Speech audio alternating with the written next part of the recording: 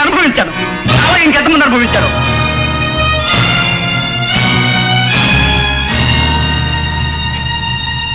బాగుంది. మీ మగవాళ్ళకున్న పాడు బుద్ధి, పాడు జబ్బు ఇది. నన్ను బలవంతంగా అనుభవించి నా జీవితాన్ని నాశనం చేశారు. పైగా నన్ను బరి తెగించి విచ్చలవిడిగా అందరితోనూ తిరిగినట్టు నింద మోపి అంత తేలిగ్గా మాట్లాడతారా? ఆడదాని సంగతి మీకు తెలీదు. అవునులే, అసలు ఆడదాని సంగతి మీకు తెలుసుంటే ఇంత ఇంత నీచంగా మాట్లాడరు.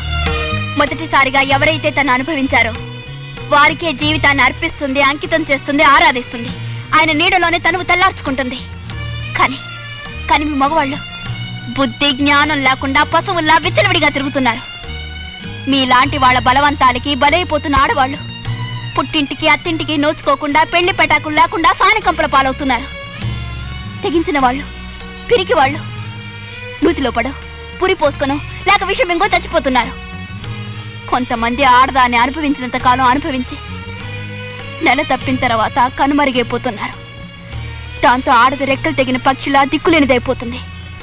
కొంతమంది ప్రేమించాను ప్రేమించాను అంటూ తిరిగినన్నాళ్ళు తిరిగి తీరా పెళ్లి కూడా వచ్చేసరికి తేలు కుట్టిన దొంగలా జారుకుంటున్నారు.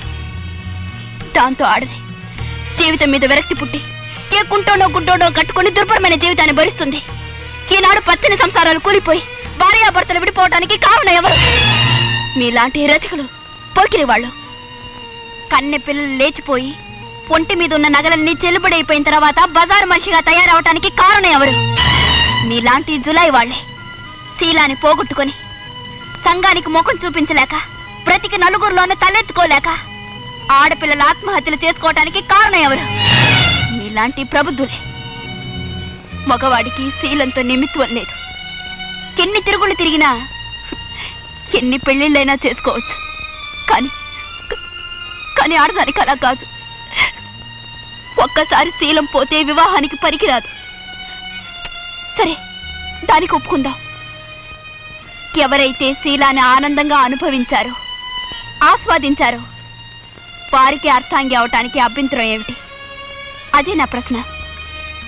నా ప్రశ్నకు జవాబు చెప్పండి. చెప్పరా, చెప్పు. ఆ ప్రశ్నకు సమాధానం నువ్వే కాదు, ఏ మగవాడు చెప్పలేదు. ఒరేయ్, రంగమ్మని అంతంత మాటలు అంటావా? నాకంతా తెలుసురా.